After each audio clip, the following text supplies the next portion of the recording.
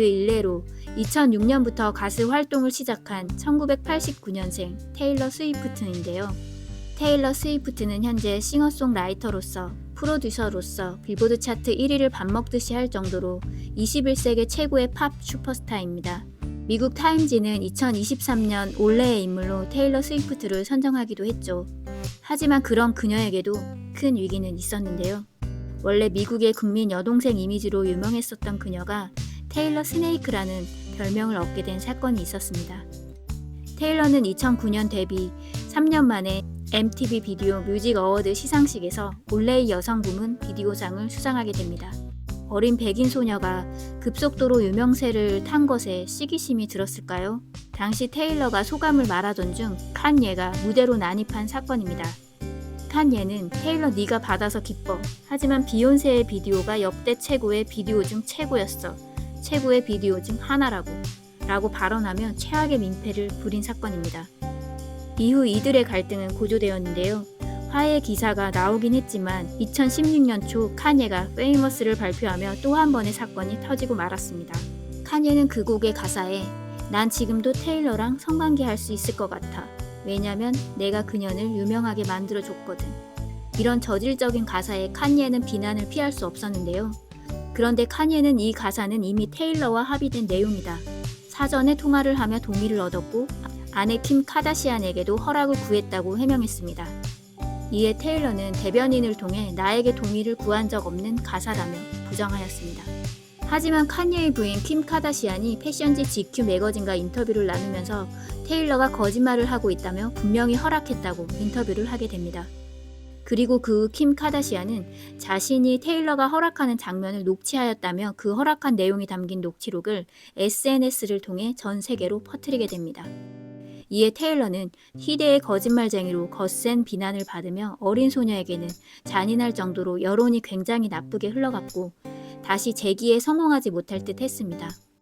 이러한 비난 속에 테일러는 충격에 휩싸이게 되고 SNS 계정 폐쇄, 2016년 비디오 뮤직 어워드에도 불참하는 등 1년간의 은둔, 칩거에 들어가게 됩니다. 모두가 테일러의 가수 인생은 끝이 난 줄 여겼지만 2017년 8월 테일러는 새 앨범 레퓨테이션을 내게 됩니다. 뮤직비디오에서는 칸예와 킴 카다시안을 신랄하게 디스하는데요. 또한 테일러는 옛날의 테일러는 죽었다, 나는 다시 태어난다 등의 가사로 섬뜩한 분위기를 자아내며 자신의 안티에 맞서며 정면 돌파를 하게 됩니다. 테일러는 앞의 사건으로 사랑스러웠던 국민 여동생 이미지에서 직접 뱀을 자신의 새로운 아이덴티티로 삼으며 흑화된 자신을 대중들에게 보여주며 앞으로는 당당하게 자신을 지키겠다는 다짐을 한 듯 했습니다. 근데 여기서 끝이 아니었습니다. 또 큰 위기가 닥쳐왔는데요. 테일러 스위프트의 음반은 새 앨범까지 6장의 음반의 마스터권을 빅머신 레코드가 보유하고 있었습니다. 2018년 계약이 만료되면서 자신의 곡 마스터권을 테일러가 가져오려 했으나 무산되게 됩니다. 이에 테일러는 또 정면 돌파. 자신의 첫 앨범부터 6개의 음반을 재녹음하기로 하고 테일러 버전으로 다시 내놓았습니다. 이 음반들은 빌보드 200과 메인 싱글 차트 핫 100을 휩쓰는 등 원래의 녹음본보다 더 흥행하고 있고 그녀의 성공은 현재도 진행형입니다. 한편 2020년 3월 21일 칸예와 테일러의 통화 전문을 포함한 칸예의 통화본들이 유출되게 됩니다. 칸예의 휴대폰이 통째로 해킹당하게 된 건데요. 그 해킹으로 인해 킴 카다시안의 녹취록이 악의적인 짜집기라는 것이 밝혀지고 테일러가 그 가사를 허락하지 않았다는 것이 밝혀지게 됩니다.